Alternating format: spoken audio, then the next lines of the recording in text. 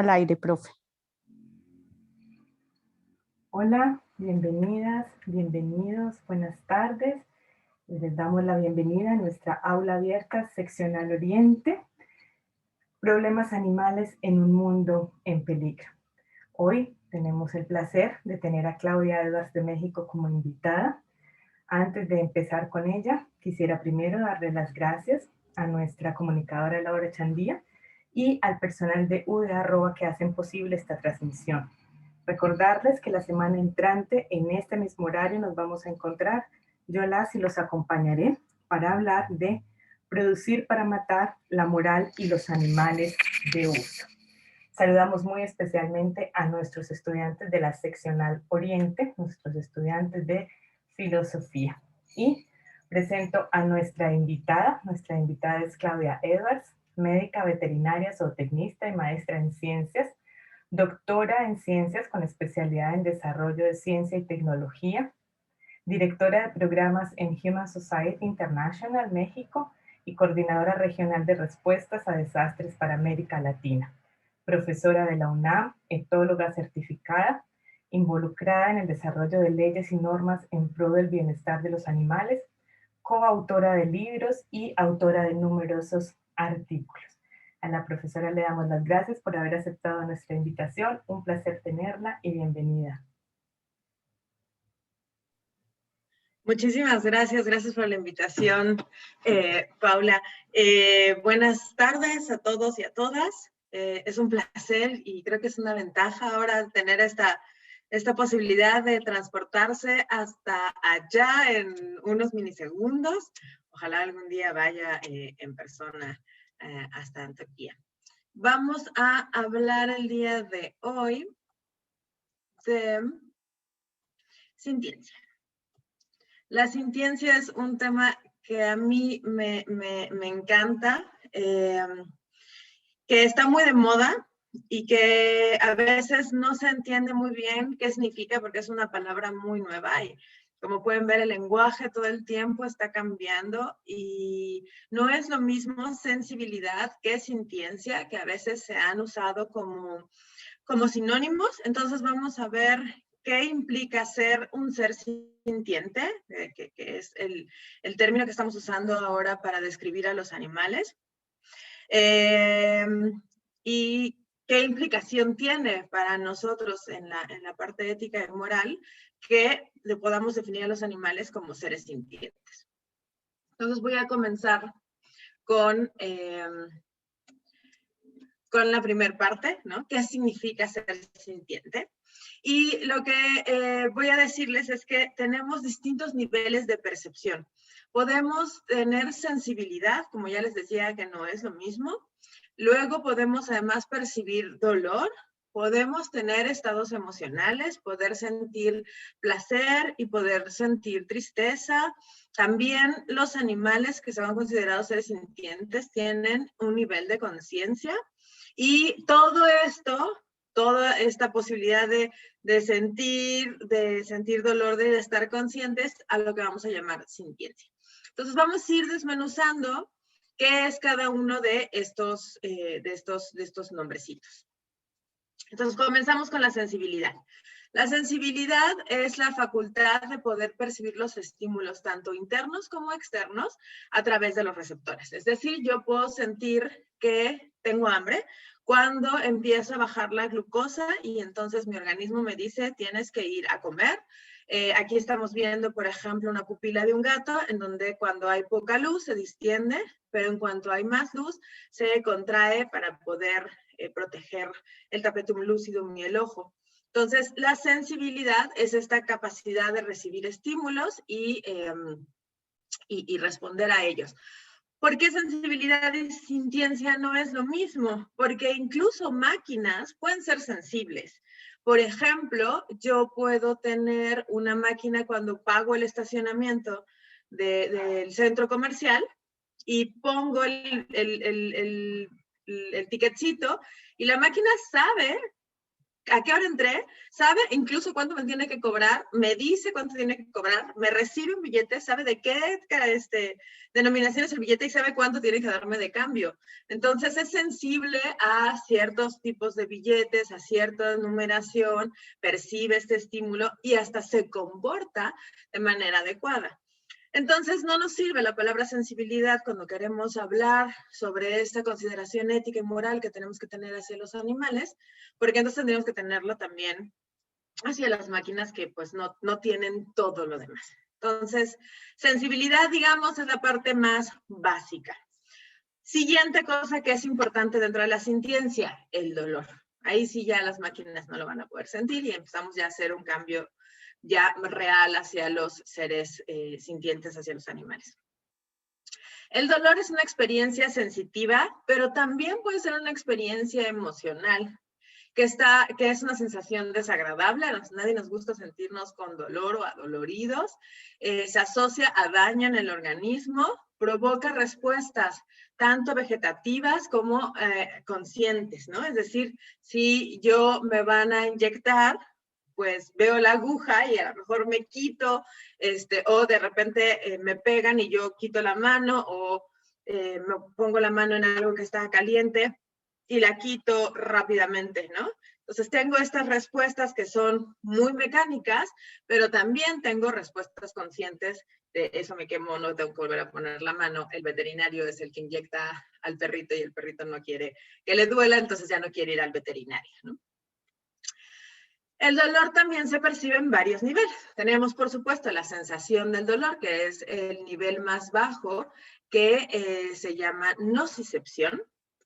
Luego tenemos el sentimiento de dolor, esta parte emocional que les decía ya hace rato.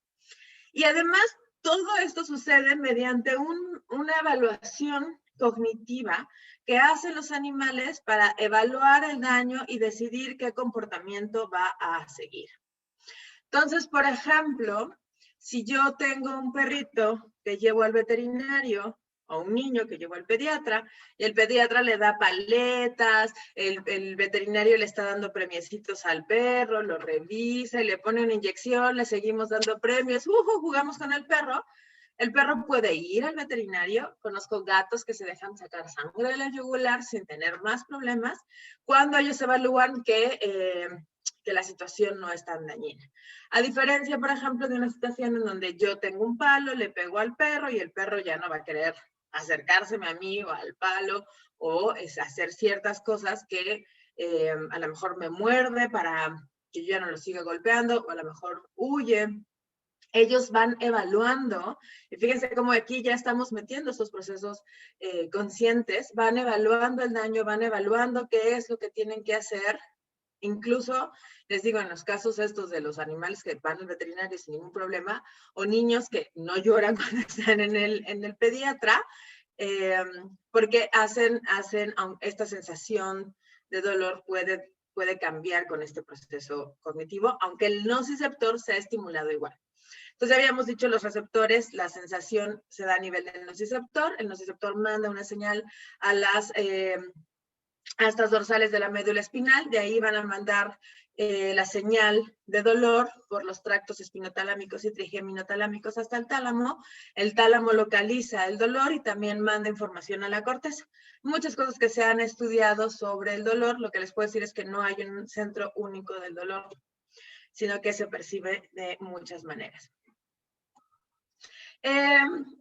¿Cómo sabemos que les duele a los animales? Pues porque tenemos esto que les conté, esta ruta, la tenemos igual si soy cualquier vertebrado. Todos los vertebrados tenemos mediadores químicos del dolor iguales, sustancia B, químicos que aumentan el dolor y químicos que tratan de, mediadores químicos que tratan de disminuir el dolor.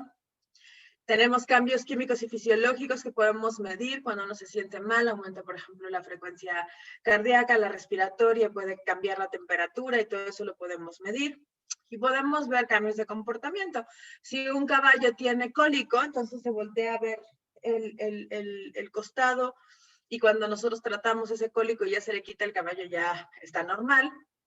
Podemos ver aquí en esta foto una diferencia brutal entre el perrito que se ve que no está nada bien a el perrito que ya está en su casa, sano, cómodo, calientito, alimentado y amado, y el semblante se ve completamente distinto. Si les damos analgésicos, pues mejoran, ¿no? No quería comer, no se quería mover, se lamía la patita, le doy el analgésico y esto cambia por completo. Hay muchos estudios sobre dolor en animales y hemos hablado de los vertebrados, que es a la especie, al grupo de animales al que nos vamos a referir el día de hoy, pero no significa que no se estén haciendo estudios con otros animales. Se están haciendo estudios con arañas, se están haciendo, por ejemplo, este es un estudio con un cangrejo, se están haciendo estudios cada vez con más invertebrados. Y nos está arrojando que puede ser que ellos también tengan mucho de esto, ¿no? De estudios de miedo de las arañas, por ejemplo. Por mucho tiempo esta fue una situación muy como intuitiva, así de no sé si le duele, pero puede que sí, ya cuando vemos al animal casi tirado, pues lo estoy pensando. Pero ahora usamos mucho esto en la medicina veterinaria, deberíamos usarlo todo el tiempo para cuando estamos evaluando a nuestros pacientes. Y sabemos mucho, aquí ven un dibujito, esta es la escala de Glasgow de dolor de los gatos, como si la oreja está más pegadita, así el gatito está menos adolorido, está feliz, sus bigotitos relajados, su boquita relajada, pero si el gatito empieza a hacer las orejas hacia los lados, entre más hacia los lados, más dolor, el bigote más tenso, más dolor, los ojitos más cerrados, más dolor, a un gatito todo con los ojos abiertos, la cara relajada. Entonces ahora sabemos mucho y estamos considerando esto para saber cuánta cantidad de analgésico le tenemos que dar, si hay que darle más, si hay que darle menos, ver cómo está nuestro paciente y entonces darle una mejor calidad de vida. Sin embargo, puede haber especies, razas, individuos que no muestran signos obvios de malestar ante ciertas situaciones. Por eso se hacían muchas vivisecciones, por ejemplo, el conejo no chilla, no grita, lo tengo yo agarrado de las orejas y de las patitas, pues no se va a mover, entonces voy y lo corto, ¿no? Es bien importante que nosotros asumamos que si estamos haciendo una práctica lesiva, algo que puede ocasionar dolor a un humano, le puede estar ocasionando, seguro está sintiendo dolor el animal también. Entonces, aunque muchas veces ellos no lo expresen, nosotros tenemos que dar por sentado que lo están sintiendo y debemos de tener, esta es una de nuestras cosas que tiene que implica la sentencia, tenemos que tomar las condiciones necesarias para que ese dolor sea minimizado. Y de preferencia, si no tiene que existir, pues mejor que no exista. Siguiente nivel, las emociones. Los estados emocionales son sumamente importantes porque no solamente es sentir que me duele aquí, sino cuando a uno le duele algo, no te sientes bien, te sientes de malas, te sientes triste, si ese dolor dura por mucho tiempo, a lo mejor caes hasta la depresión. Entonces, el estado emocional va de la mano con la parte física y es sumamente importante porque además podemos tener estados emocionales comprometidos en situaciones en donde la integridad física no lo está. Entonces, por mucho tiempo nos enfocamos mucho a la parte del físico y se había dejado de lado la parte emocional de los animales. De hecho, se les había negado las emociones por muchísimo tiempo. Eran máquinas, no tenían alma, no podían hablar, no sentían nada. Y ahora sabemos que no, ¿no? Que el cerebro, otra vez, de los vertebrados, tiene distintas partes, por ejemplo, el tallo que tiene que ver con las funciones viscerales, que ahí no nos vamos a meter, uno no está pensando cuántas veces ya te latió el corazón o respiraste, eso se hace autónomo. Pero luego tenemos el sistema límbico. El sistema límbico tiene que ver con el comportamiento, con las emociones, con los sentimientos, y la corteza tiene que ver con el análisis del riesgo, los movimientos voluntarios, las experiencias conscientes, el pensamiento. Nos vamos a centrar en el sistema límbico. No importa mi vertebrado, si tiene más cerebro, menos cerebro, más circunvoluciones, menos circunvoluciones, si estoy hablando de un reptil, un ave, un perro, un humano.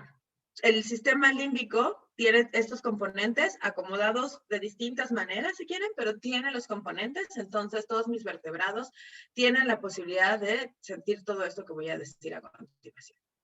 Entonces, este sistema límbico, que es muy importante, tiene dos partes para su estudio, el telencéfalo y el diencéfalo. El telencéfalo tiene la amígdala, el hipocampo, el cíngulo, la circunvolución del cíngulo, y el diencéfalo, el tálamo y el hipotálamo.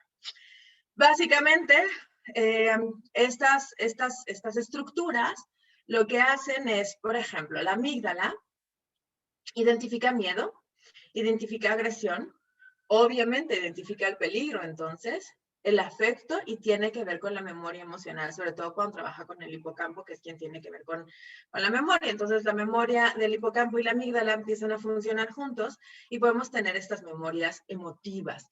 Nos pasa mucho a nosotros, por ejemplo, si olemos algo que dices, ay, ese olor de ese perfume me recuerda a una persona muy especial, o ese olor de la comida que hacía mi abuelita. En los animales podemos verlo, por ejemplo, lo usamos mucho en etología. Si yo tengo un objeto inanimado, neutro, como una escoba, no debería pasar nada. Pero ¿qué sucede cuando yo tengo este elemento neutro y el perro viene y lo veo que echar las orejas para atrás, lo veo meter la cola entre las patas, se va, chilla? A mí eso me indica miedo. Porque un animal tiene miedo a un objeto que no se está moviendo ahorita, la cosa estaba ahí.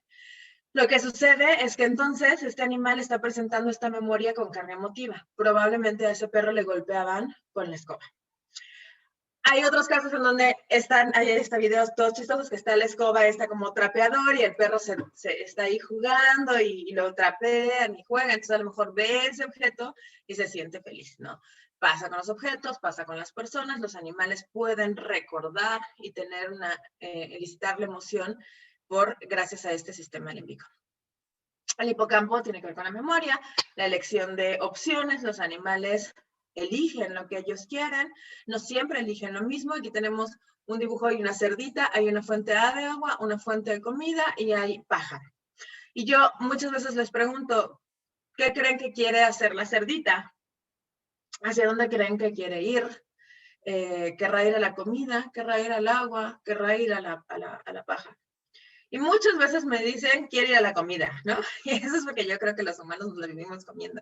Pero si es una cerda que, por ejemplo, va a parir, no va a querer agua, no va a querer comida, lo único importante para ella va a ser acceder al área de la paja para poder hacer su nido. Si ella ya parió, pasó tiempo y ahora no, lleva mucho tiempo sin tomar agua y tiene sed, pues irá al agua. Y si tiene hambre, irá a la comida. Y después de comer, pues querrá irse a descansar, ¿no? Entonces, ellas pueden elegir lo que quieren hacer, tienen esta representación mental de los espacios y de lo que quieren hacer. El cíngulo tiene que ver con el estado de ánimo y conduce información entre los lóbulos y el hipocampo.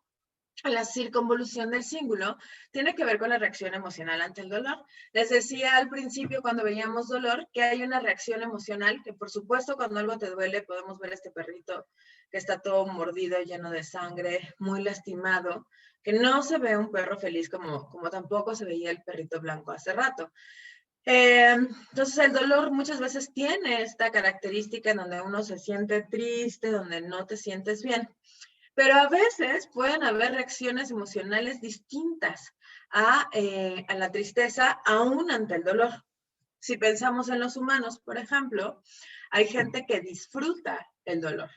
A esas personas los psicólogos les llaman masoquistas. Hay gente que le gusta el dolor, que entre más duro le peguen, entre más lo ahorquen, pues más disfruta, ¿no? Y la reacción emocional ante esa estimulación de su nociceptor es distinta a una persona que no nos gusta que nos hagan ni así tantito porque ya sientes que no te quieren, ¿no? Con los animales pasa lo mismo. Yo siempre pongo un ejemplo, no lo hagan en casa, pero uno tiene hermanos grandes y necios que hombres necios que no puede controlar. Mi hermano jugaba muy brusco, tenía yo un schnauzer gigante hace algún tiempo y era un perro grande, fuerte, súper pesado, y entonces obviamente ella y él jugaban a las luchitas y jugaban muy pesado. A veces mi hermano salía mordido, a veces la perrita jugaba con ella a darle zapes, no muy fuerte, le pegaba así como en la cabeza, así como me estoy pegando yo, como cuando uno saluda al perro. No, nada más, pero igual está estimulando los nociceptores. Entonces le pegaba así tantito y le decía 1, 2, 3. Veía cuántos zapes aguantaba y luego el perro le hacía, ¡ah! Se iba y luego regresaba y le volvía a poner la cabeza y volvía a jugar con él y se le volvía a aventar. Entonces ella en especial sabía que esta relación que tenía con él era una relación de juego. Estoy segura, además, que si alguien más hubiera intentado jugar así, el perro le hubiera soltado la mordida en ese instante, ¿no? Recordamos otra vez, entonces, estas evaluaciones del daño, de lo que voy a seguir haciendo, que ya nos va a estar llevando a la parte de la conciencia que hace cada uno de los animales. El tálamo, ya habíamos dicho, es la parte a la que llega el dolor, la localización consciente del dolor, también tiene funciones de integración y de regulación emocional. Y el hipotálamo dicen que es la parte como más primitiva, ¿no? Donde está el hambre, la sed, el impulso sexual y donde además los animales pueden expresar sus emociones, que es a lo que vamos a lo siguiente. Entonces, hay emociones, sentimientos y estados emocionales. Se consideran emociones básicas a 7 en los humanos, 6 en los animales. Seguramente, espero que ustedes hayan visto esa película. Si no la han visto, váyanla a ver. Voy a hacer un spoiler alert en un ratito. Voy a hacer un spoiler, así que perdón. Y si ya la vieron, vuélvanla a ver. Es impresionantemente buena esta película, basada en los estudios del doctor Paul Ekman, que es quien ha estudiado mucho la parte de las emociones. Y les decía, los animales tienen, los humanos tenemos 7 emociones básicas y los animales 6. La que no se considera en los animales es el desprecio, que se observa en los humanos como una sonrisa de medio lado, solo como se levanta un lado así de... que tiene que ver con un poco de superioridad y no sabemos, en realidad, yo no sé cuál es el valor biológico, y en los humanos, en los animales no se considera.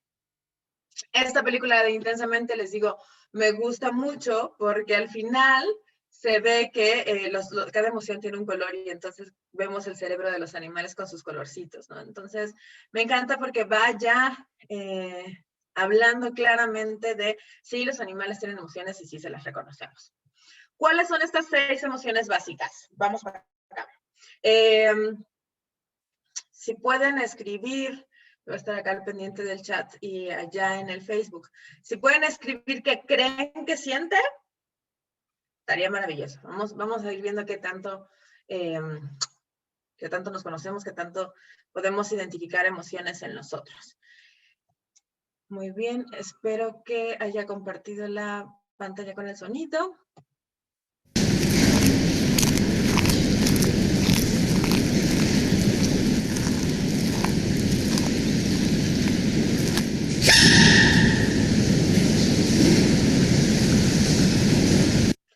Ok, ¿se escuchó Se escuchó muy bien, profe. Perfecto. Entonces, ¿alguien me quiere escribir qué creen que sintió? En el chat o en las preguntas, si alguien que nos las lea. Miremos, ¿Qué creen? en el chat tenemos un pequeñito retraso con respecto al Facebook, pero ya viene. Miedo, dicen por aquí, profe. Ok, podría ser miedo.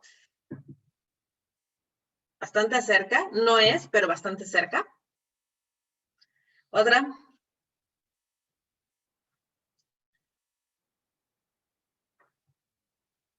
Chan, chan, chan. Se le olvidó algo, sorpresa, sorpresa por el sobresalto, susto. Muy bien, sorpresa. Asombro, dicen en el Facebook. ¿Qué dijo en el Facebook? Asombro. Asombro, ¿ok? La respuesta correcta es sorpresa. La sorpresa es la más breve de las emociones. Lo que hace es limpiar el sistema nervioso central para poner atención a lo que está sucediendo y esa emoción cambia a la siguiente. Si yo me sorprendo, pero no pasa nada malo, regreso cambio a felicidad y digo, qué bueno que el escape no era un balazo. Si yo me sorprendo y lo que está sucediendo es un peligro, entonces la siguiente conducta, la siguiente emoción cambiaría a miedo y entonces veríamos conductas conducentes del miedo, que generalmente es huir. En caso de no poder huir, pues tendríamos que pelear. Entonces, vean vean la boca de la pandita. Van a ver que ella está masticando. El pandito bebé estornuda y ella deja de masticar, pone atención a lo que le está pasando al bebé, se da cuenta que no es nada malo y vuelve a masticar en ese segundo, ¿no? Si ella se asustara, ya lo que haría es huir normalmente, ¿no? Entonces, vean la cara de la pandita, que es muy, muy clara.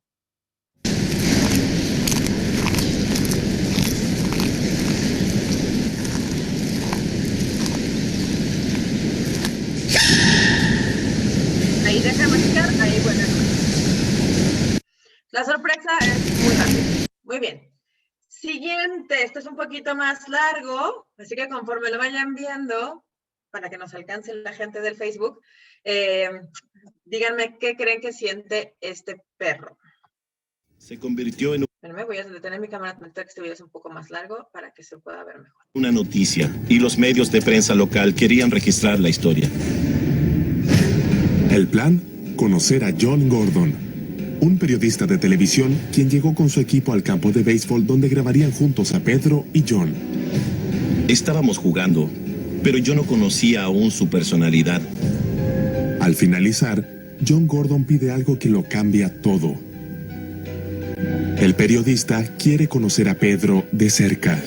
Sentado a mi lado, el señor Gordon estaba arrodillado también al otro lado de Pedro y todo estaba saliendo bien. Todo estaba bien, hasta que el periodista puso ambas manos alrededor de la cabeza del perro policial y luego se acercó más. Una posición dominante en el mundo animal. Luego, Pedro reaccionó de una forma que dejó a todos impactados. El cachorro dio un gran mordisco. El oficial Best no podía creer lo que estaba sucediendo. De su cara, comprendí que era una situación muy grave. Cuando John se apoyó, Pedro lo atacó agresivamente directo a la cara, con una fuerza de mordida de 200 kilogramos. Los dientes incisivos inferiores de Pedro tienen la función de desgarrar, y lo que atrapó fue el mentón, justo debajo de sus labios. El colmillo superior izquierdo del perro se enterró en la ceja de John, peligrosamente cerca de su ojo. Ok, ¿qué fue? ¿Qué estaba sintiendo? Al principio el perro se ve muy relajado y feliz corriendo, pero ¿se dieron cuenta que el perro iba a morder? ¿Lo alcanzaron a ver? ¿Alguno de ustedes lo pudo identificar? ¿Qué creen que estaba sintiendo? ¿Por qué creen que mordió? ¿Qué sentía? Bien, miren, las personas en nuestro webinar, o ya creo que nos alcanzan en el Facebook. Ya le leo, profe. Se sintió amenazado, dicen varios aquí. Ok, la amenaza da miedo, entonces miedo sería la conducta emocional, exactamente, la emoción. Ajá, perdón. Sí, hay coincidencia en el chat con que se sintió amenazado. Ok, ahora, ¿tú puedes sentir que alguien te amenaza? Eso tiene que ver más con a lo mejor la conducta del otro hombre que se pone así encima, pero a mí me puedes amenazar y yo me pongo más violenta y me enojo, o me amenazas y tengo miedo. Entonces, la conducta específica del perro es miedo. ¿Cómo sé que el perro tiene miedo? Vean las orejas, las tiene hacia atrás y además tiene este miedo un poco ansioso. No sé si notaron que se lamen los labios, se les nota una parte que se llama mirada de media luna, que se ve como blanco el ojo. Voltea a evitar la mirada, todavía voltea a ver a su manejador porque son un binomio. El perro se agacha, incluso cuando muerde, la mordida es solo una mordida de agresión defensiva. La defensa tiene que ver con miedo, sigue mordiendo con las orejas aplanadas y se queda agachado. El perro todo el tiempo está asustado. Si la mordida hubiera sido como la animación, no sé si alcanzaron a ver las orejas, pero en la animación las orejas están levantadas y la mordida hace así, enorme, ¿no? Ahí eso hubiera sido ira. Y entonces los 200 kilos de fuerza se hubieran ido directo a la cara a destruir, el cuerpo hubiera estado distinto.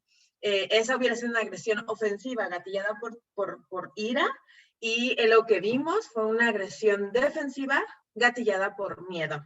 Entonces podemos identificar lo que él siente, no solo por el contexto, que es súper importante, en donde nosotros estamos viendo al hombre que lo agarra del cuello, que se yergue, que cada vez es más amenazante, sino también puedo saber exactamente lo que está sintiendo el perro, porque el perro me lo dice con su lenguaje corporal, con su expresión facial. Profe, el Sí. profe Terán dice que se presentó una invasión de la distancia crítica. Sí, el pobre, yo no entiendo por qué hace esto el señor. Él entró demasiado, pero de nuevo, fíjense cómo esta invasión podría haber gatillado nuestra respuesta, que normalmente es pelea o huye. Este perro tiene miedo. Si no hubiera estado con la cadena, hubiera huido probablemente.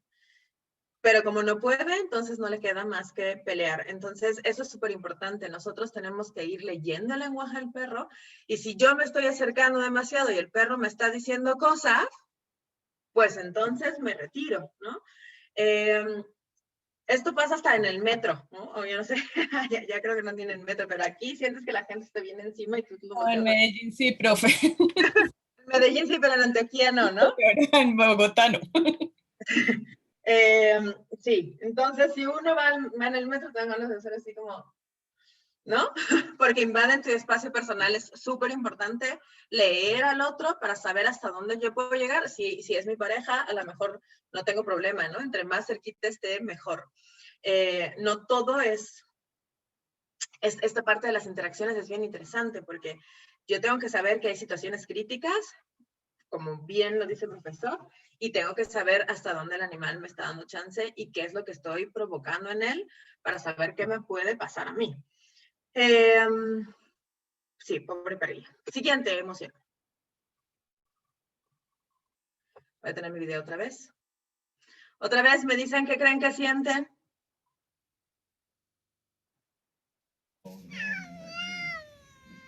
No. No. I said no, Max. No. You're mean.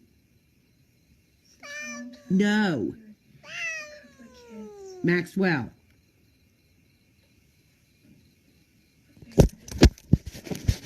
Quit. Ok, ¿y alcanzaron a ver que venía ese ataque? Si no lo alcanzaron a ver, es porque generalmente estamos menos familiarizados con el lenguaje del gato que con el perro. Con el perro generalmente es más fácil. ¿Qué sentía el gato? Voy a darle un momentico a los del Facebook. En los ojos se alcanzaba a ver, en las pupilas, dicen que se sentía rabia. Le leo un comentario todavía de la situación del perro, profe. Se podría pensar que el perro no siempre ataca de esa manera si se le acercan. También podríamos preguntarnos el tipo de entrenamiento al que los someten. Y volviendo al gatito, coinciden en que es en los ojos en el que se puede predecir que va a atacar. Las orejas, ¿vieron las orejas? ¿Vieron la cola? También traga saliva, también el animal de repente tiene esta tensión ansiosa. Sí, la respuesta, los animales no son máquinas. La respuesta se da dependiendo de muchas cosas: el estado interno, el estado externo, la experiencia, la genética, y dentro de la experiencia el tipo de entrenamiento, hasta donde él decide, dependiendo del otro individuo, que es su nivel máximo de cercanía o no, su distancia de huida. No todos los animales en la misma circunstancia pueden reaccionar igual, ¿no? Sí es importante decirlo. A lo mejor es mi perro y yo sí lo puedo hacer así, casi besuquear, ¿no? A lo mejor este perro no solo ha tenido un entrenamiento, sino también ha tenido experiencias que lo hacen responder así, ¿no? Pero sí es súper importante pensar que no son máquinas y que estas decisiones se toman basado en muchísima información que el perro decide. Y el gato tiene las orejas hacia el lado. Cuando los gatos tienen las orejas hacia los lados, están enojados. Cuando las tienen aplanadas, tienen miedo. Entonces este gato tiene ira. Estamos viendo latigueo de la cola, enojo. Vemos la pupila dilatada. Ese gato está muy enojado y la persona ahí está, igual que en el caso anterior, a lo mejor físicamente no lo estamos viendo, pero lo está rete y pues se ganó una mordida de un gato enojado. Si el gato tuviera miedo, tendría, les digo, las orejas aplanadas. Entonces a esta emoción se le llama ira. Siguiente.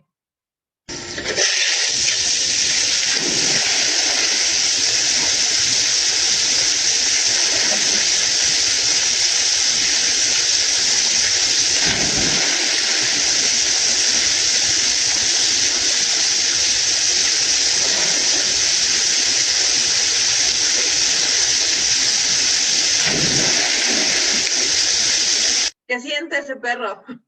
Lo que sentiría yo de tener ese enriquecimiento.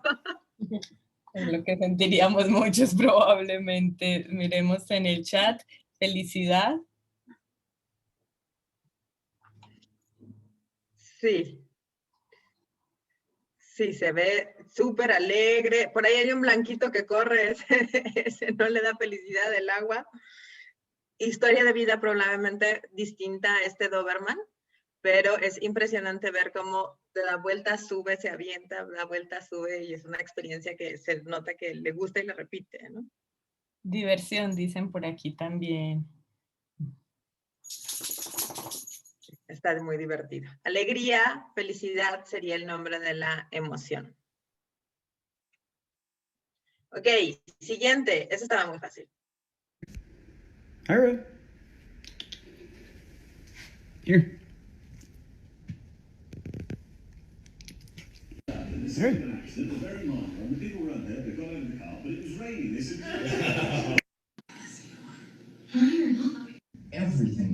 ¿Qué siente este gatito? Suddenly, you're not splitting the profits anymore. All that money is yours. Fíjense que le da curiosidad. Muchas veces él se acerca a oler. Pero la emoción siempre al final es la misma. ¿Qué es? Bien, miremos qué dicen nuestros acompañantes en el chat o en un segundito en el Facebook. Esto está más difícil, ¿no? Desconfianza, dicen por aquí en el chat, profe. Fíjense que él se acerca. Él se acerca. Muchas veces en la hamburguesa, en la pizza, él se acerca. Entonces, desconfiado no está.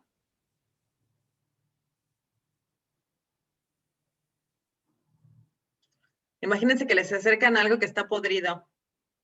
Náusea, nos dicen en el Facebook.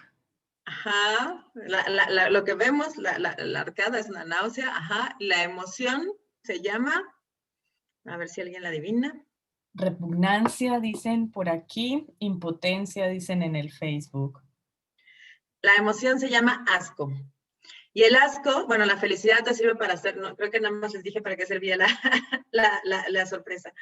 El miedo para protegerse, la ira para destruir, la alegría te permite para socializar, explorar y hacer muchas cosas, y el asco te permite alejarte de cosas dañinas. Esta conducta en este gato es muy obvia, ¿no? Pero a veces uno nada más hace así como, no quiero. Y eso te aleja de cosas que pudieran ser dañinas, que no es como el miedo, es como una emoción que lo complementa para alejarte. Pasa, yo no sé si les ha pasado, pero uno está enfermo y dices, ay, ¿qué recuerdas que te comiste y te dio asco? Y entonces tú dices, esto no, esto sí, ¿no?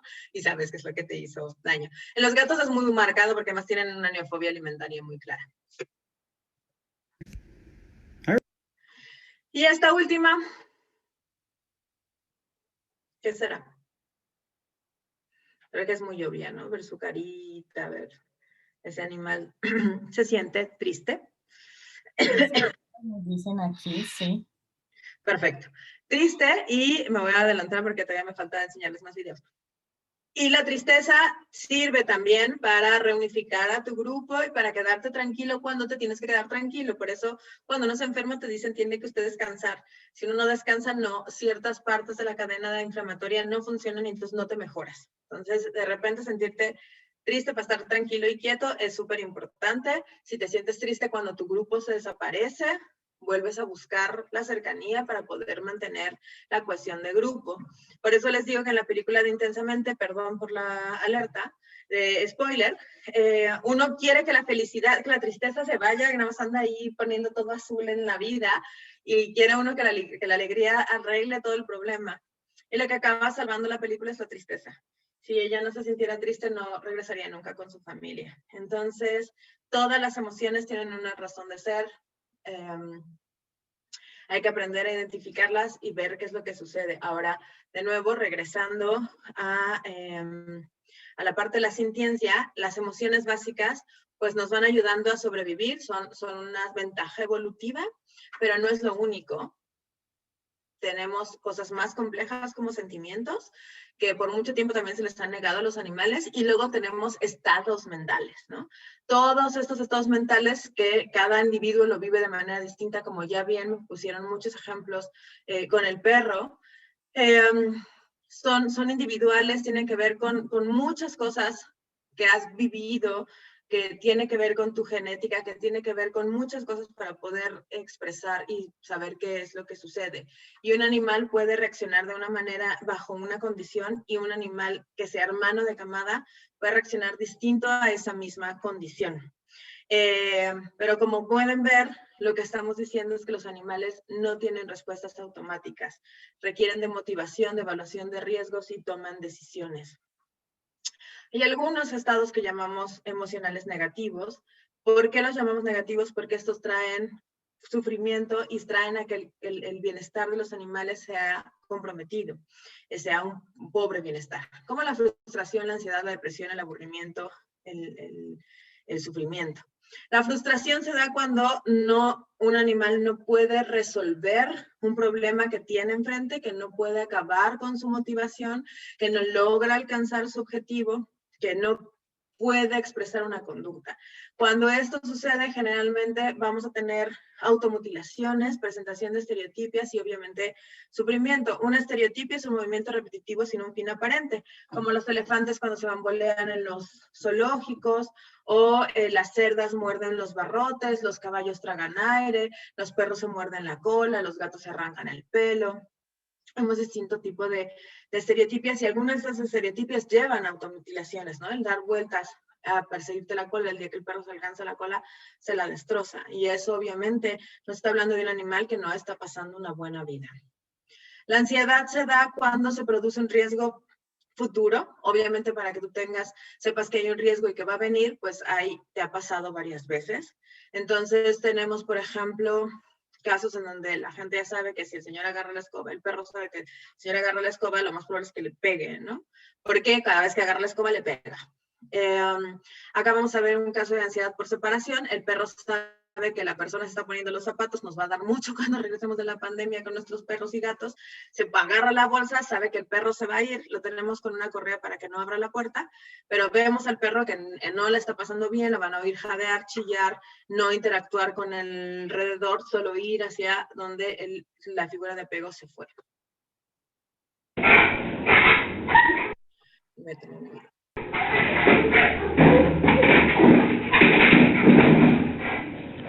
Va a abrir, ¿no? Sí, si no lo suelto. Pues quieres pintarlos con el pie.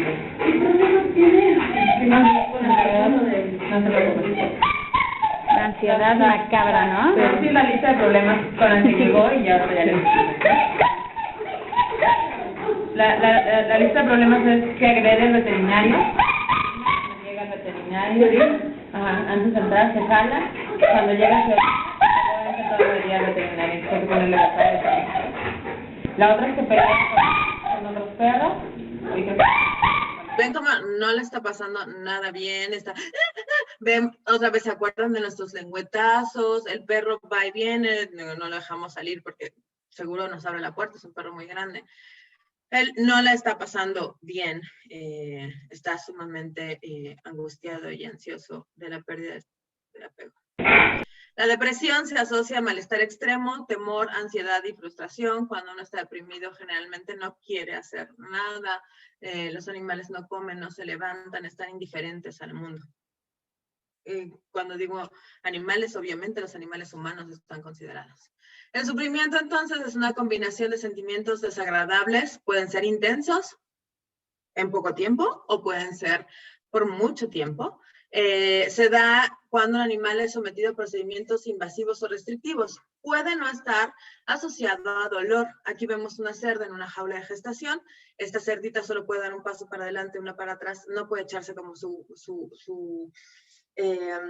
como lo hace su especie de manera normal. Nadie le está picando, nadie le está cortando, nadie le está golpeando, no está recibiendo estimulación a sus nociceptores. Sin embargo, vemos que este animal está sufriendo. De hecho, la foto está siendo tomada en una estereotipia donde les digo, lamen los barrotes. Y por supuesto, esto sucede cuando un animal no se puede adaptar a lo que está sucediendo y su bienestar se ve comprometido.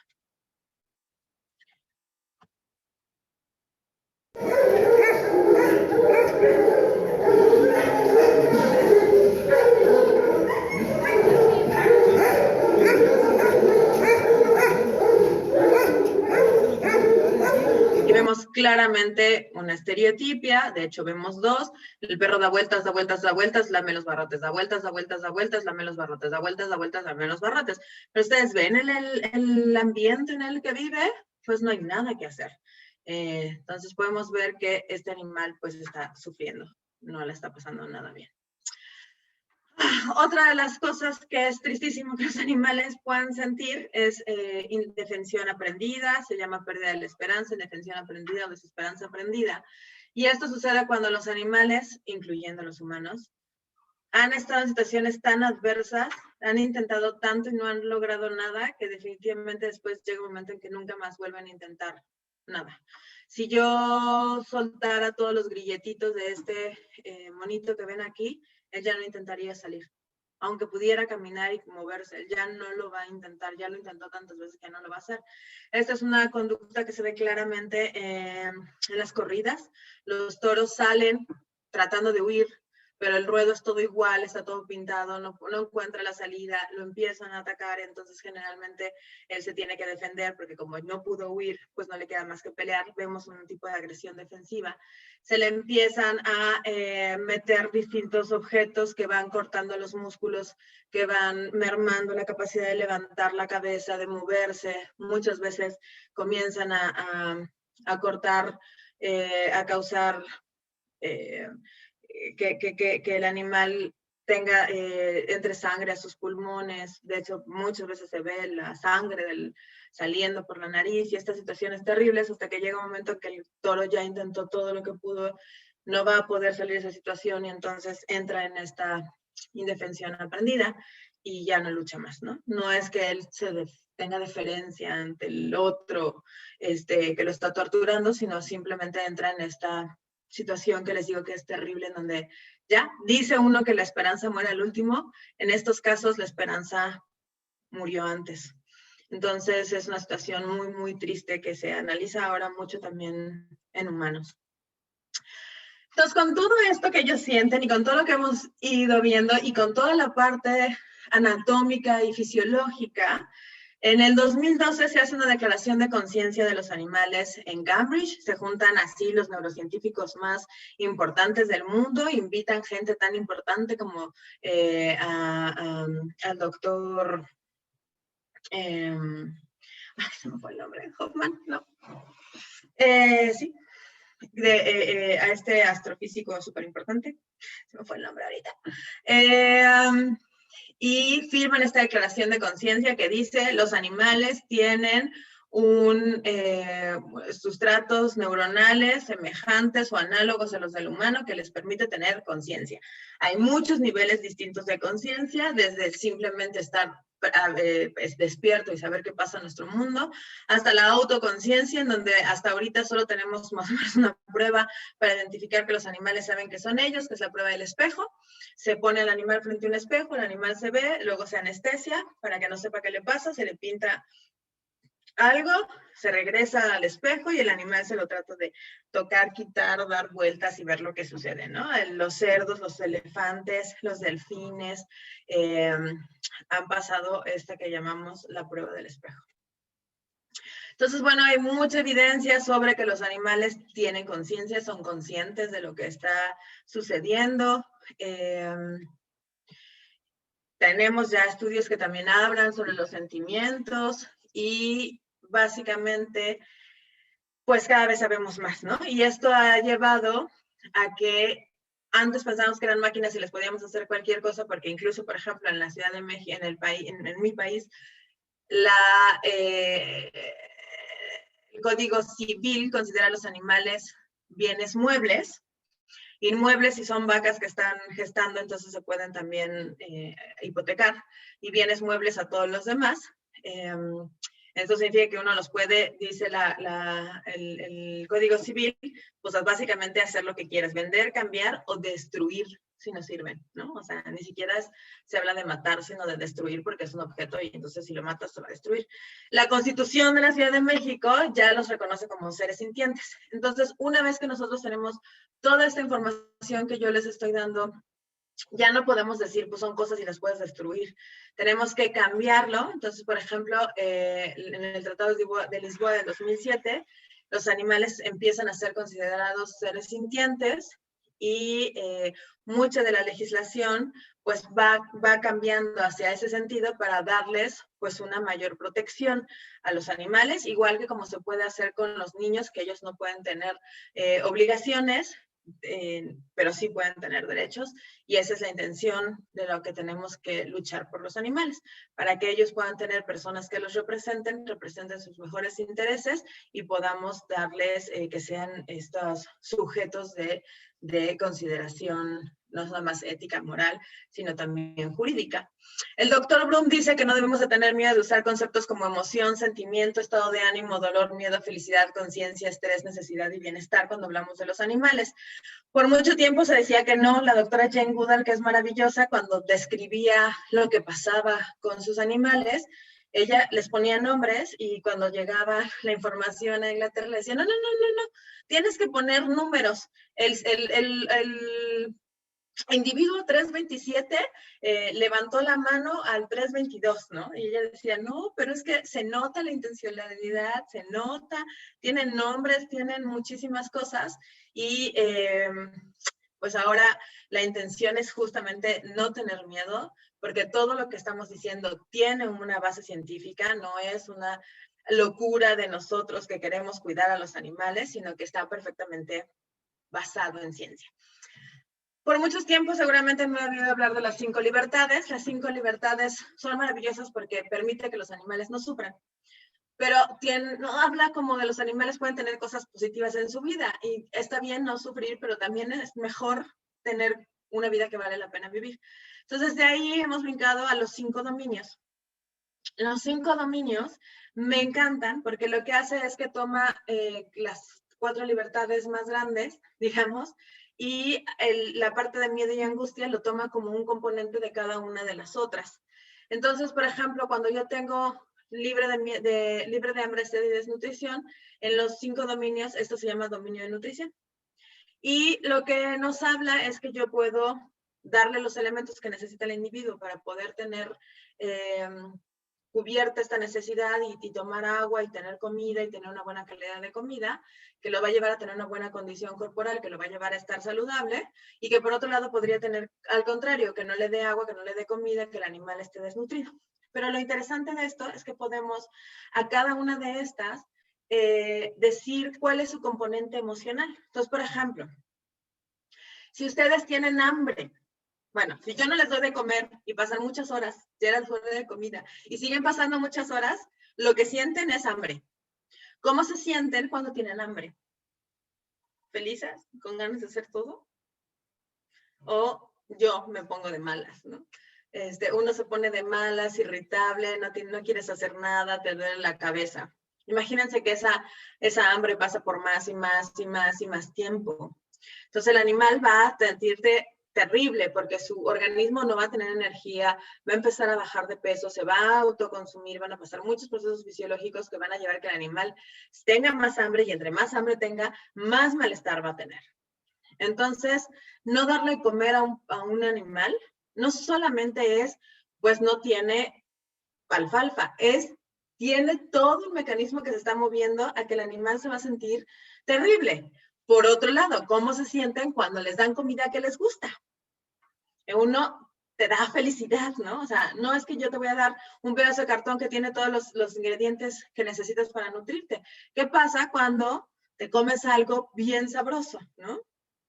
Yo me comí una cosa bien sabrosa, como un plátano macho con mermelada, creo que de guayaba, una cosa deliciosa. ¿Qué sientes? Sientes así de, ¡ay, quiero más! Y sientes esta textura y sientes placer. Y cuando acabas de comer y no fue así demasiado, te sientes feliz, ¿no? Pues entonces eso podemos hacer para cada libertad y además tenemos cómo medirlo objetivamente. Entonces, hay mucho que les digo ahí de ciencia atrás que nos permite sostener que los animales deben de tener esta consideración ética y moral. Tenemos 2 gatos, última pregunta porque creo que ya estoy sobre el tiempo. Sí. Tengo 2 gatos, ya les había dicho cómo se ve si tienen miedo o no. Estamos viendo un gato acostado con las orejas completamente aplanadas. Esto que están viendo con el gato hacia arriba se llama postura de agresión defensiva. Es como el perro hace rato que se quedó así. Si el gato otro se le va encima, el gatito, el negro, el gatito que está abajo, el bicolor, va a agarrarlo con las patas delanteras, a morderlo y va a dejar las patas traseras libres para arañar el abdomen del gato. Esa postura, les digo, es agresión defensiva, tiene miedo. ¿Qué vemos en el negro? Las orejas están de lado. Este tiene ira, entonces el que está enojado está molestando al otro y el otro tiene miedo del que lo está molestando.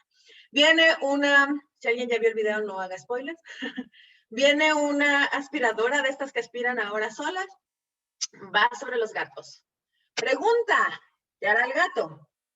¿Qué harían ustedes si fuera el gato? Y viene esa aspiradora enfrente justo de ustedes. ¿Qué creen que va a pasar antes de verlo?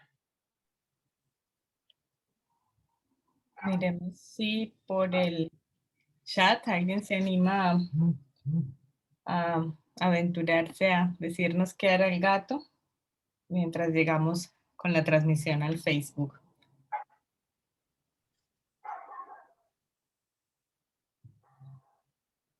No hay respuestas buenas o malas, lo que a ustedes se les ocurra. ¿Qué se les ocurre?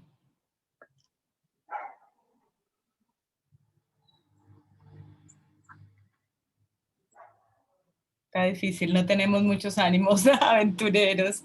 Salir a correr, siente susto. Claro que sí hay personalidades de gatos que sienten curiosidad. No nos atrevemos a opinar de los gatos, son muy difíciles.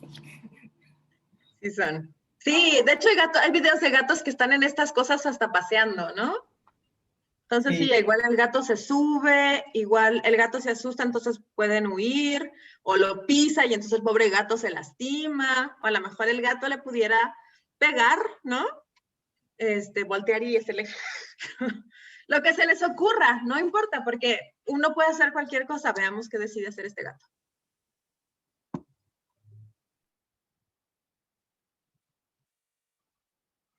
¿Se les había ocurrido que podían detener la máquina, darle los grados necesarios para dar la vuelta, para que redirija la máquina y el gato siga haciendo lo que está haciendo sin que la máquina lo moleste?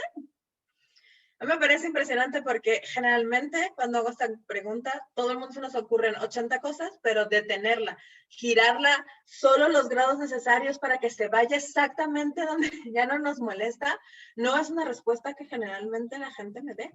Y vean cómo el gato sabe cómo funciona, puede estar viendo un gato y otro el garabato, viendo qué está sucediendo, poner la patita donde se requiere, darle la media vuelta, decirle a la máquina chale bye y ellos quedarse en el mismo asunto. Lo que quiero que vean aquí es el proceso cognitivo del gato. Es impresionante. Impresionante. Entonces, todo eso nos lleva a que no son máquinas, ¿no? Y que son individuos que tienen una vida mental muy rica y que al tener esta posibilidad de sufrir, pero también de sentir placer, nosotros tenemos nuestra obligación ética y moral de no hacerlo sufrir, y si podemos, pues hacerlos sentir cosas positivas, placer en su vida. Solo para terminar les voy a enseñar unas fotos muy feitas. Si alguien no las soporta puede taparse los ojitos. Hablando de las implicaciones que va a tener, además de la parte de esta parte ética, la ciencia ha avanzado muchísimo, como pueden ver, la tecnología ha avanzado, y esto nos está llevando a que cada vez tengamos cosas más fuertes e importantes para poder luchar por los animales.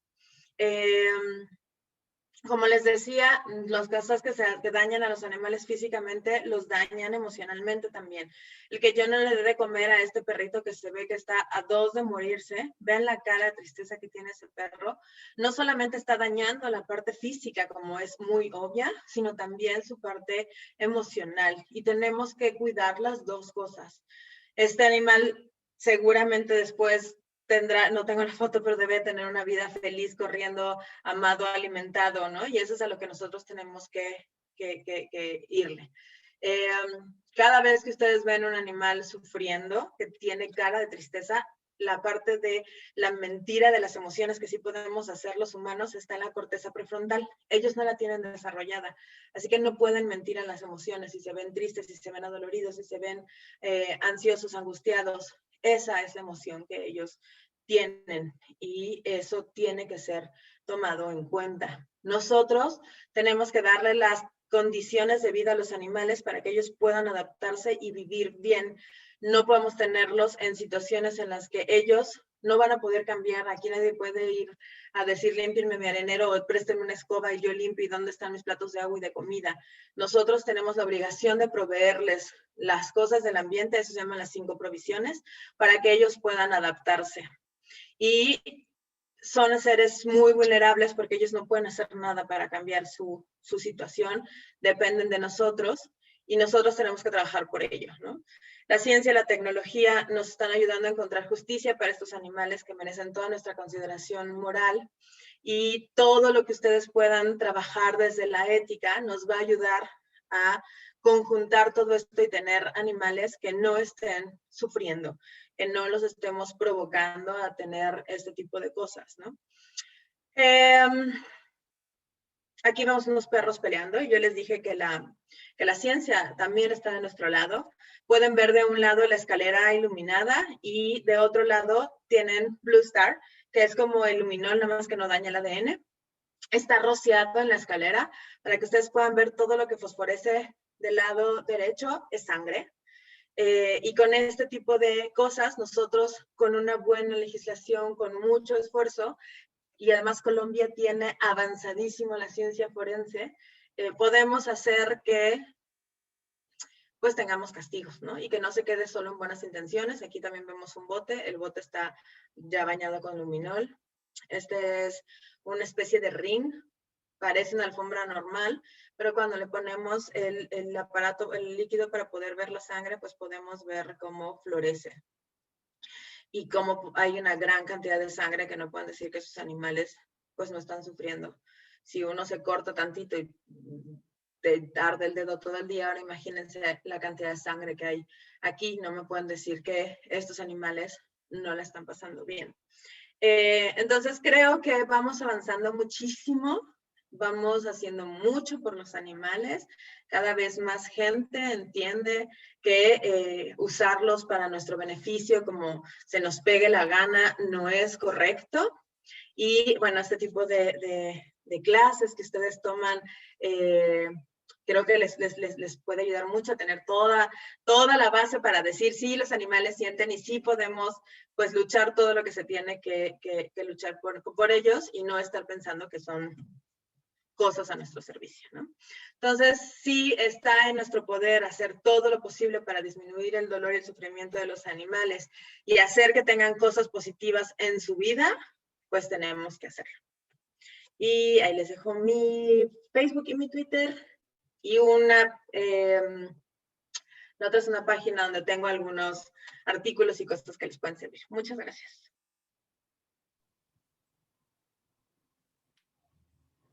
Profe, muchas gracias. ¿Me está escuchando? Ah, sí. Bueno, tenemos un problemita aquí.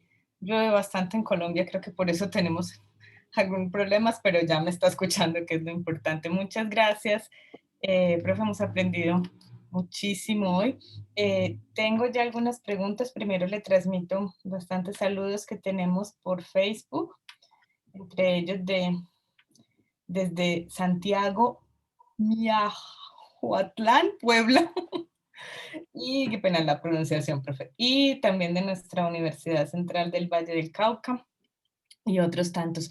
Yo ya tengo algunas preguntas aquí que nos habían hecho durante la exposición, profe. Primero, un comentario del profe Terán, que este gatito que dijimos que estaba triste, el profe dice que manifiesta también la necesidad de estar atendido. Se observó en animales durante incendios de bosques. Y primera pregunta, profe. ¿La genética de los animales hace que sus emociones sean diferentes? Es decir, ¿ser de una clase de raza implica ser de un tipo de emociones o se pueden potencializar estas mismas? Sí, qué bueno que mencionó el profe Terán. Eso es increíble cómo uno puede ver estos videos en donde el delfín trae aquí una cosa y va y busca al buzo, ¿no? Para que lo ayude. Es divino cómo los animales buscan ayuda. Sí, se supone porque les digo que no todo es blanco y negro, que la conducta tiene un componente 20% genético y 80% ambiental. Pero, por ejemplo, no es lo mismo cómo puede reaccionar, voy a hablar de razas, una raza que ha sido seleccionada para ser, por ejemplo, un animal de guardia y protección, es decir, no sé, un Rottweiler, una Akita, un Doberman, a una situación, a un perro que ha sido seleccionado para ser más cuidado, más que no se enfrenta a estas situaciones de peligro, como pudiera ser, por ejemplo, a lo mejor un poodle, ¿no? Entonces sí hay una parte genética de razas y genética del propio individuo, ¿no? Mi hermano es más miedoso que yo, a mí las inyecciones me dan miedo y él, nos criaron igual y él es un llorón para eso, ¿no?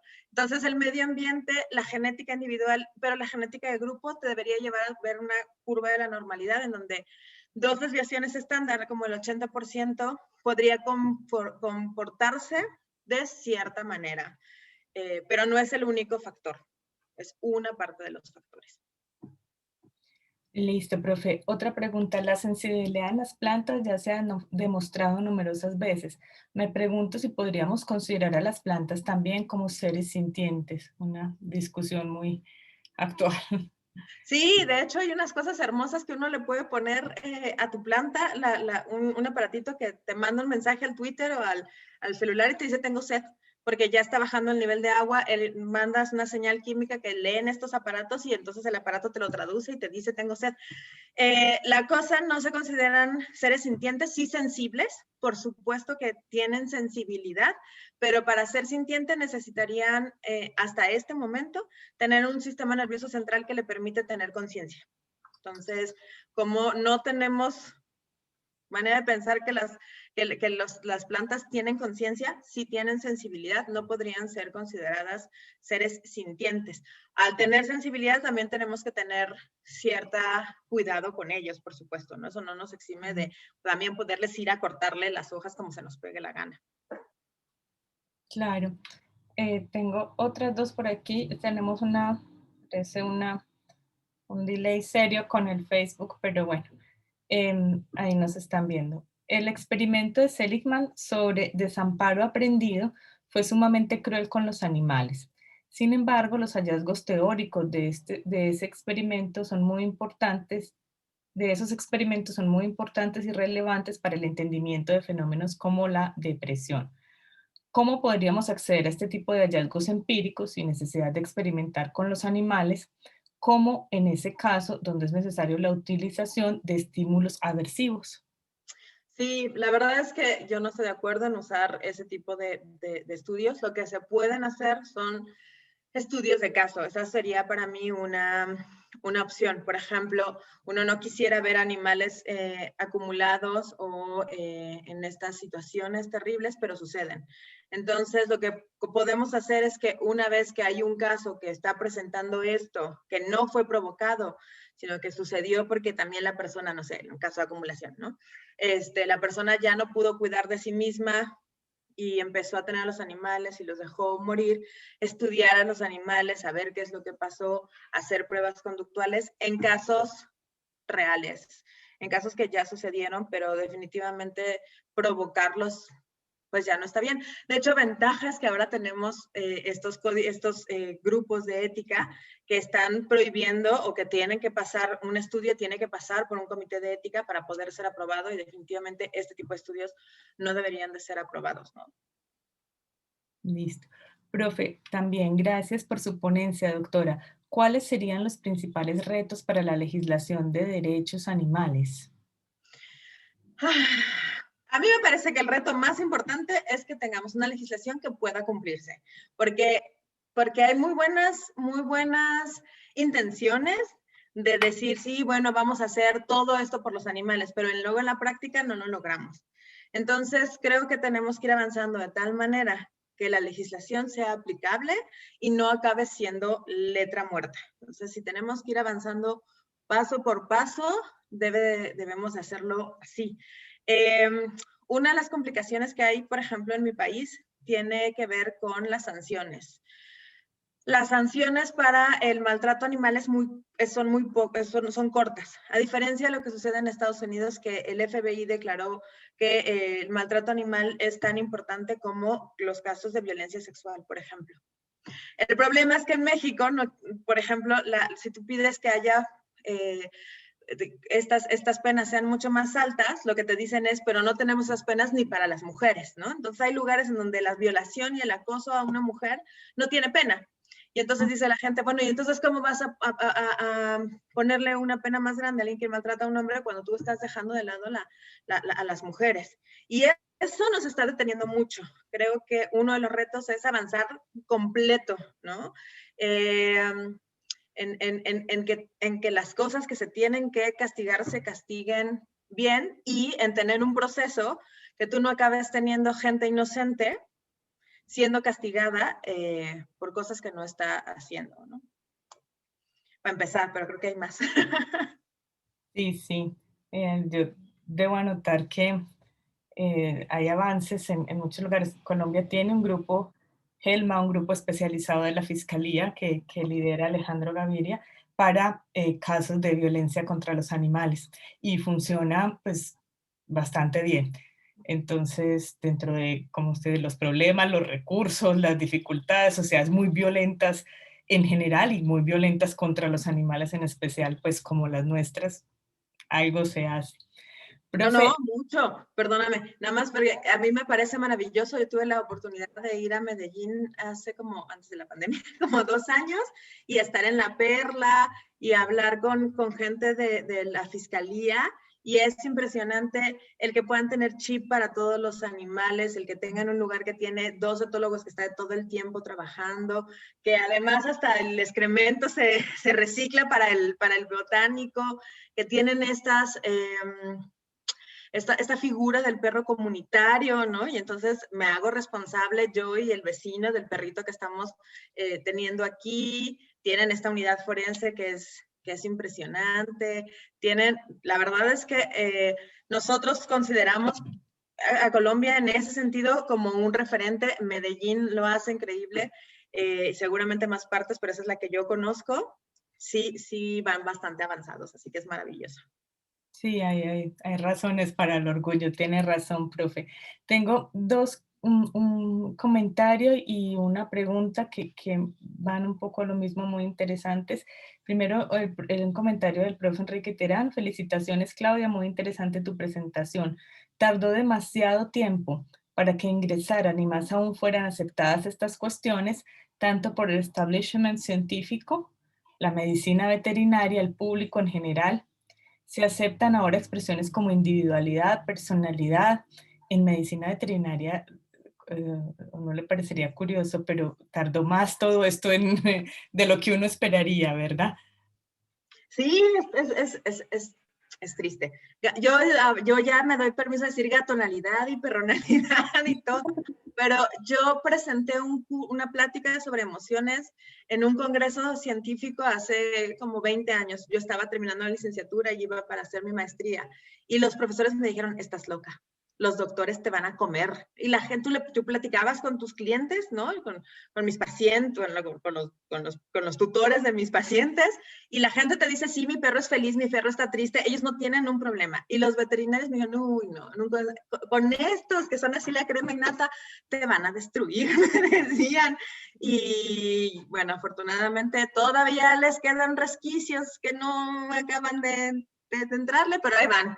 Poco a poco van avanzando, la etología ha avanzado muchísimo, pero sí los colegas han sido los más renuentes, tristemente. Sí.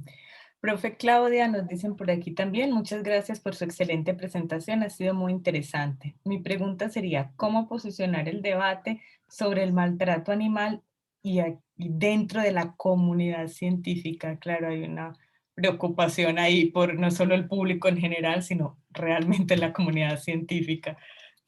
Sí, de nuevo, la manera en la que yo lo meto es a través de la etología, ¿no? Y a través de la ciencia forense, porque uno puede ver perfectamente los cambios autolíticos, los cambios o sea, la parte de donde si el perro está macheteado, está cortado, ¿no? Otra es la parte mental, es lo que más nos cuesta, y entonces eso lo hacemos a través de la etología. Una de las cosas que yo hago ahora es entrenar policías y entrenar autoridades para que puedan identificar un maltrato, y sobre eso doy las pláticas a la comunidad. Y entonces, cuando tú les vas enseñando como de la manita esta parte de los videos, cómo ves al perro, cómo el perro después rehabilitado cambia la conducta, cómo eso coincide con una historia clínica, y llevas todo esto en un mismo proceso como lo hace cualquier médico. Tienes tu historia clínica, tienes tu anamnesis, tienes tus pruebas, a lo mejor las pruebas no son de sangre, pero son conductuales, y puedes ir llevándolos en el mismo proceso. Lo van entendiendo perfecto y van dándose cuenta que no es brujería y no es una cosa extraña, sino que lleva el mismo proceso médico que lleva cualquier otra cosa, que pueden hacer y que deben de hacer peritajes. Ahora estoy yo justo poniendo haciendo un trabajo sobre si los veterinarios tenemos esta obligación de denunciar maltrato como lo tienen en Estados Unidos, por ejemplo, los médicos. Si ven a un niño maltratado, tienen que sí o sí denunciar el maltrato.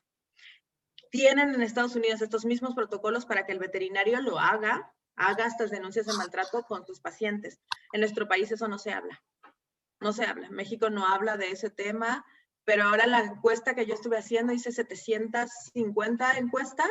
La mayor parte de los veterinarios, una vez que se los preguntas, la respuesta es sí, sí deberíamos.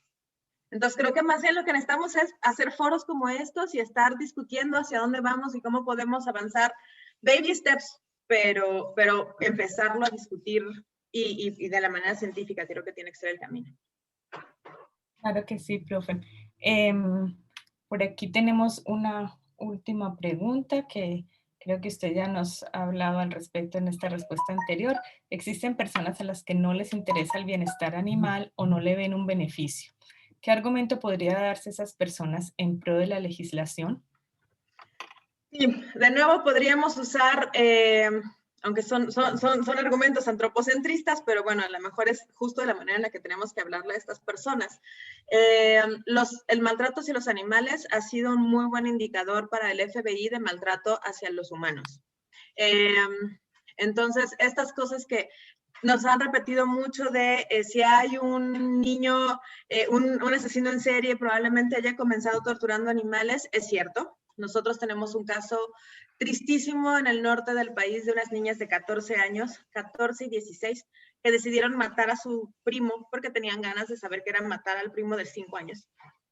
Y ellas quemaban gatos y mataban perros, y la comunidad lo sabía, pero decidieron pensar que eran niñas jugando, y el día que ellas escalaron, trajeron al niño, lo mataron un perro después, pusieron el cadáver del perro encima del niño para ocultar el olor. Fíjense, las niñas lo habían pensado muy bien. Esa es una muerte de un pequeñito que pudo haberse evitado si se hubieran dado cuenta. Ahora que estamos hablando tan fuerte de la parte de la violencia hacia las mujeres, es innegable que si ustedes ven un animal maltratado, el marido golpea, si hay una situación donde es una familia, es muy probable que la mujer en esa casa esté maltratada, que el niño esté maltratado. Entonces podemos construir una sociedad más segura para los niños, para las mujeres, para los mismos hombres, si nosotros identificamos estas situaciones de focos rojos de maltrato hacia los animales, porque es muy fácil que esto escale, seguramente está sucediendo y podemos hacer que haya muchas cosas muy justas, solamente viendo un perrito que camina chuequito porque le metieron una patada. Bien. Profe, muchísimas gracias. A las personas que nos están viendo en Facebook y quienes están aquí en nuestro chat interno, muchas gracias. Tenemos siempre estas grabaciones, ya tenemos la de la semana pasada y esta, que pueden repetir por Facebook o que nos pueden seguir también por nuestro canal de YouTube, el canal del Instituto de Filosofía, por ejemplo, para volver a ver esta interesante charla. Profe, muchas gracias por aquí en Medellín. La esperamos cuando algún día podamos volver a viajar con tranquilidad. Que tenga una buena tarde. A ustedes, hasta luego. Gracias.